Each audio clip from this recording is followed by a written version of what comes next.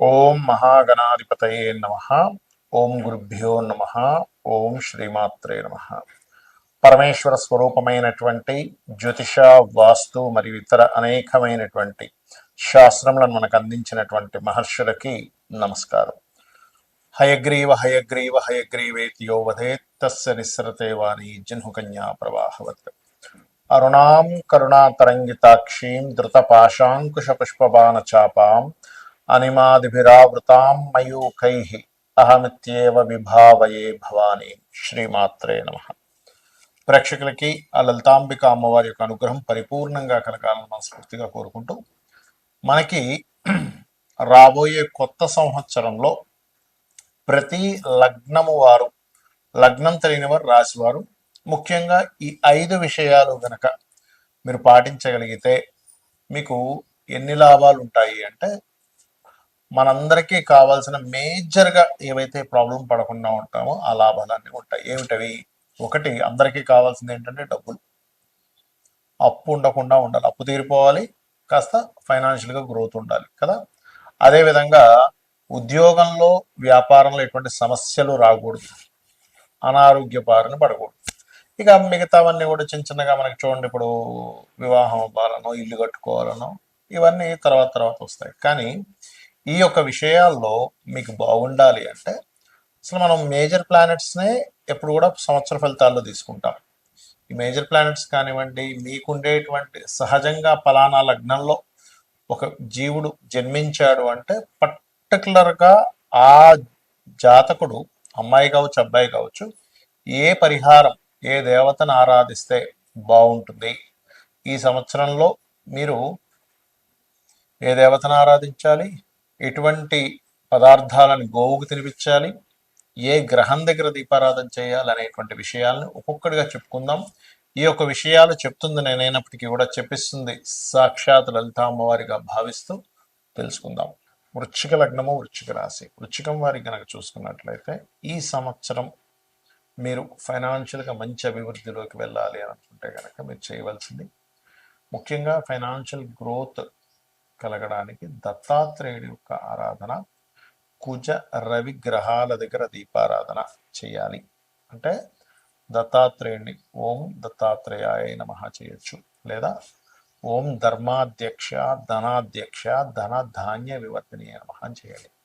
ఇక ఉద్యోగంలో బాగా రాణించాలి, ఫైనాన్షియల్గా బాగా ఉండాలంటే సహజంగానే కాస్త మీకు కేతు దశమంలోకి వెళ్తున్నాడు కాబట్టి జూన్ మాసం నుంచి ఉద్యోగ సంబంధించిన విషయంలో తొందరపాటు నిర్ణయాలు తీసుకోకండి. కేతుగ్రహం దగ్గర దీపారాధన చేస్తూ ఉన్నట్లయితే మీకు ఉద్యోగంలో ఎటువంటి ఒడిదుడుకులు ఉన్నా సరే అది సాఫీగా మళ్ళీ ఒక లైన్లోకి రావడం జరుగుతుంది. అలాగే అప్పులు క్లియర్ అవ్వడానికి బుధ కుజ గ్రహాల దగ్గర దీపారాధన చేస్తూ ఓం అపర్ణాయ నమః చేసుకుంటూ ఉండండి. వ్యాపారాలు ఎలాగో మీకు కేతు లాభంలో ఉన్న కేతు మారుతున్నాడు కాబట్టి అభివృద్ధికరమైనటువంటి విషయాలు ఇంకొంచెం డెవలప్ అవుతాయి వ్యాపారంలో. కాకపోతే మీరు వ్యాపార అభివృద్ధికి ఓం ఇంద్రగోప పరిక్షిప్త స్మరతోనాభజంగికాయ నమః చేసుకోండి. గతంతో పోల్చుకున్నట్లయితే మీకు అర్ధాష్టమ శని కూడా అయిపోతుంది కాబట్టి, ఎందుకంటే ఇప్పుడు అయిపోయి కొత్త సంవత్సరం కల్లా మీకు పంచమంలోకి వెళ్ళిపోతాడు శని. కాకపోతే ఇది రాజకీయ నాయకులు వృశ్చికం వారికి కొంత మంచిది కాదు పంచమంలో శని ఉన్నప్పుడు. ఎందుకంటే రాజ్యస్థానంలో, అంటే రాజకీయ స్థానంలో, రాజ్యస్థానం కాదు రాజకీయ స్థానంలో శని ఉన్నప్పుడు ఏమవుతుంటుందంటే ఈ రాజ్య సంబంధించిన విషయంలో ఈ ఈ యొక్క విషయాల్లో అది కొంతవరకు వైదొలిగేలా చేస్తూ ఉంటుంది. కాబట్టి ఈ యొక్క విషయాల పట్ల కాస్త జాగ్రత్తగా ఉంటుండాలి. అదేవిధంగా వివాహ ప్రయత్నాలు, వివాహ సంబంధించిన విషయాలు కనుక చూసుకుంటే పాజిటివ్గానే ఉంటుంది, డోంట్ వరీ. కాకపోతే మీరు ఇక్కడ మెయిన్గా కొంచెం లాంగ్ జర్నీ చేసేటప్పుడు ఈ సంవత్సరం మొదట్లో కొంత జాగ్రత్తగా ఉండండి. బికాస్ ఆఫ్ మీ యొక్క లగ్నాధిపతి నీచి పొందుతున్నాడు.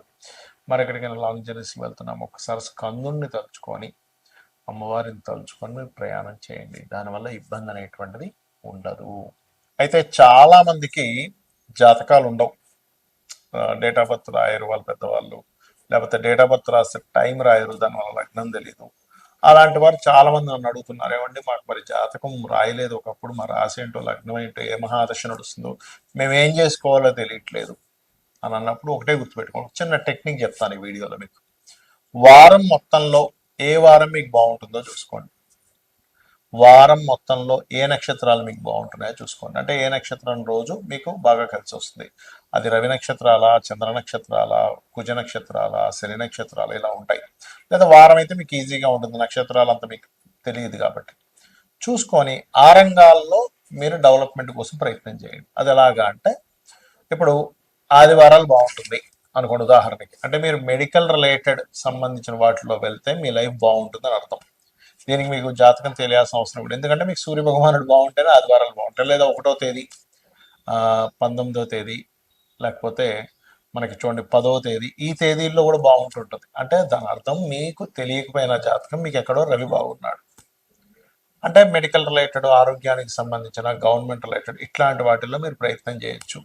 చంద్రుడు కూడా గవర్నమెంట్ రిలేటెడ్ చేయొచ్చు. కాకపోతే చంద్రుడి దగ్గరికి వచ్చేసరికి చంద్రుడు బాగున్నాడు అనుకోండి, మీకు సోమవారం బాగుంటుంది. అలాంటప్పుడు మీరు ఫుడ్ రిలేటెడ్ చేసుకోవచ్చు. సోమవారాలు అస్సలు నాకు కలిసి రావట్లేదండి అనుకునేటువంటి వారు ఫుడ్ జోలికి అసలు వెళ్ళకూడదు. ఫుడ్ సంబంధించి పెట్టుతున్నారంటే ఇబ్బంది పడుతూనే ఉంటారు. అలాగే మరొక విషయం ఏంటంటే ఇక్కడ ఈ యొక్క ప్రయాణాలకు సంబంధించింది, ఫుడ్ రిలేటెడ్ సంబంధించినవి ఇవి బాగుంటాయి. ఏది మీకు సోమవారం బాగుంటాయి. లేదా 2వ తేదీ, మీ 2 వచ్చేది ఏదైనా 2, 11, 20, 29 ఇవన్నీ అంటే 2 అంకె వచ్చే రోజులు మీకు బాగుందంటే చంద్రుడు బాగున్నాడు అర్థం మీ జన్మ జాతకంలో. మరి దీనికి మనం రత్నం పెట్టుకోవడానికి కూడా ఆపాదించవచ్చా అంటే కొంతవరకు ఓకే, కానీ రత్నం ఎప్పుడైనా ఎవరైనా పెట్టుకోవాలంటే ఖచ్చితంగా మీరు మీ యొక్క డేట్ ఆఫ్ బర్త్ ఉండాలి, టైం ఉండాలి, మీకు ఏ గ్రహం బలంగా ఉందో చూసుకోవాలి. దీనివల్ల కొంత రిజల్ట్ తెలుసుకోవచ్చు, బట్ అక్యురేట్గా అంటే అది చూసుకోవాలి. అలాగే దేవతారాధన కావచ్చు, రెమెడీస్ కావచ్చు, మీ పర్సనల్ చార్ట్ ఉండాలి. బట్ మీకు దీనికోసం చెప్తున్నా. అదేవిధంగా మీకు ఒకవేళ మంగళవారాలు బాగున్నాయి, ల్యాండ్స్ బిజినెస్ చేయొచ్చు. బుధవారాలు మా బాగా అనిపిస్తుందండి అన్నప్పుడు మీడియేటింగ్ చేసి ఏమైనా చేయొచ్చు. బ్రోకరైజేషన్, మీడియేటింగ్ చేస్తుంటారు అట్లాంటివి. బుధవారం బాగా కలిసి వస్తుంది అనుకోండి, షేర్ మార్కెట్ కూడా కలిసి వస్తుంది. కాకపోతే అది లాంగ్ టర్మ్, డైలీ ట్రేడింగ్ కాదు. అదేవిధంగా గురువారాలు బాగున్నాయండి, నాకు ఎప్పుడు గురువారం బాగా కలిసి వస్తుందండి, 4 డబ్బులు వస్తాయండి, నాకు పేరు వస్తుందండి అంటూ ఉంటారు. అలాంటి వారు టీచింగ్ లైన్స్లోకి వెళ్ళినా, కన్సల్టెన్సీ లైన్స్లోకి వెళ్ళినా చాలా బాగుంటుంది.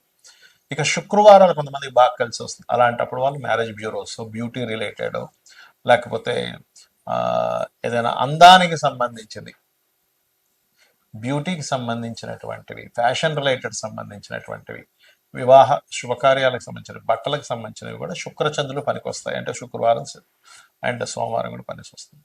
మరి కొంతమందికి ఐరన్ ఆయిల్ బిజినెస్లు చేస్తారు, శనివారం బాగుంటుంది వారికి, అందుకే వాళ్ళకి ఐరన్ ఆయిల్ వీటి మీద డబ్బులు వస్తాయి చక్కగా. అదేవిధంగా మరి అయిపోయాయి కదండి, మనకేమో 7 రోజులు చెప్పారు, గ్రహాలేమో 9 కదా అంటే రాహుకి సంబంధించిన సాఫ్ట్వేర్స్ ఏమైనా ఉంటే కనుక మీకు రాహు బాగున్నాడంటే శనివారం కలిసి వస్తుంది, కేతు బాగున్నాడంటే మంగళవారం కలిసి వస్తుంది. అది ఎందుకంటే కుజవత్ కేతు, శనివత్ రాహు అన్నారు కాబట్టి. మరి చాలా మందికి ఉన్న అపోహ ఏమిటంటే ఇంకొకటి, వాళ్ళకి జాతకాలు ఉండవు కానీ ఏళ్ళనాటి శని నడుస్తుందేమో అని అనుమానంలో ఉంటారు. ఎందుకంటే జాతకం లేదుగా, ఏళ్ళనాటి శని ఏమో అందుకే ఇలా అవుతుందేమో అని ఒకటే గుర్తుపెట్టుకోండి. ఏళ్ళనాటి శని అనే కాన్సెప్ట్ ఎప్పుడు కూడా మిమ్మల్ని స్లో అవుతాయి పనులు, అంతేగాని మీ విజయానికి ఇక్కడ ఆపడు. నేను ఈ విషయంలో 10 ఏళ్ళ నుంచి చెప్తున్న ఉదాహరణ, స్వర్గీయ ఎన్టీ రామారావు గారి విషయంలో కావచ్చు, మన జగన్ గెలిచినప్పుడు కావచ్చు, గత 5 years బ్యాక్ చంద్రబాబు నాయుడు గారు గెలిచినప్పుడు కావచ్చు, అదేవిధంగా మోడీ గారు, పిఎం మోడీ గారు ఏళ్ళనాటి శనిలోనే ఆయన పిఎంగా కూడా కొనసాగుతూ వచ్చారు. ఇప్పుడు 3rd term కూడా అర్ధాష్టమి శనిలో అని చెప్తూ వస్తున్నారు. కాబట్టి ఫస్ట్ మీ మైండ్లో నుంచి ఆ నెగిటివ్ థాట్ తీసేసేయండి. ఎప్పుడు కూడా మన థాట్సే మన జీవితం, గుర్తుపెట్టుకోండి. పాజిటివ్గా ఉండడం, ఏళ్ళనాటి శని నాకు అన్ని ఇస్తాడు, పెళ్ళి ఇస్తుంది, ఉద్యోగం ఇస్తుంది, ధనాన్ని ఇస్తుంది, కానీ స్లో మనకు ఒక పాఠాన్ని నేర్పిస్తూ ఉంటాడనే విషయాన్ని మీరు అర్థం చేసుకోండి. అలాగే మరొక విషయం ఏంటంటే ఇక్కడ మీరు అందరికీ ఏళ్ళనాటి శని, అర్ధాష్టమి శని, అష్టమి శని ఇబ్బంది పెట్టాలని కూడా రూల్ లేదు. మీ కర్మ మీ యొక్క మహాదశ అంతర్దశని బట్టి ఉంటుంది. ఇవేమీ కాదు, నాకు అసలు ధనయోగాలే లేవు, ధన సంబంధమైనటువంటి విషయాలు నేను బాగా కలిసి రావాలనుకుంటున్నాను, ఏం చేయాలంటే యంత్రాలు ఉంటాయి దానికి. అంటే లక్ష్మీదేవికి సంబంధించిన ఒక యంత్రం పెట్టుకొని నిత్యము దానికి సంబంధించినటువంటి కొన్ని విధి విధానాల్లో కనుక ఆ యంత్రానికి శక్తిని చేకూర్చి కనుక చేయగలిగితే కూడా మీకు మీ కర్మలో, మీకు పూర్వజన్మలో చేసుకున్నటువంటి కర్మలో లేకపోయినా ఇప్పుడు చేసేటువంటి ధార్మికంగా, ఇప్పుడు మీరు భక్తి శ్రద్ధలతో చేసేటువంటి పూజాది కార్యక్రమాల వల్ల కూడా అమ్మవారు అనుగ్రహిస్తుంది. లేదా మీకు అంత స్తోమత లేదు యంత్రం తయారు చేయించుకోవడం, దానికి చాలా కాస్ట్ అవుతుంది కాబట్టి అంత నాకు స్తోమత లేదు అనుకునేటువంటి వారు సింపుల్గా ఒకటి చేయొచ్చు. అలాగా ఓం సంపత్కరీ సమారూఢ సింధుర వ్రజ సేవితాయ నమః అని చేసుకోండి, అన్ని విధాలా మీకు బాగుంటుంది.